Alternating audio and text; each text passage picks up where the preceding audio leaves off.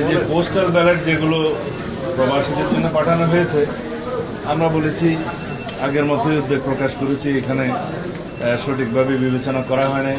যারা এই postal ballot প্রণয়নের কাজে ছিল এবং প্রেরণার কাজে ছিল বা এগুলোর বিষয়ে যারা দায়িত্বপ্রাপ্ত ছিল তাদেরকে ব্যাখ্যা দিতে হবে, ইলেকশন কমিশনকে ব্যাখ্যা দিতে হবে।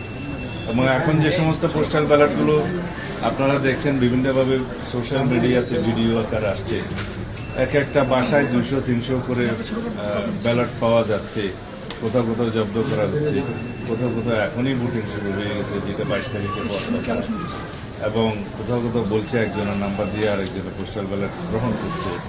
এইভাবে অনেক কিছু অনিয়ম হয়েছে।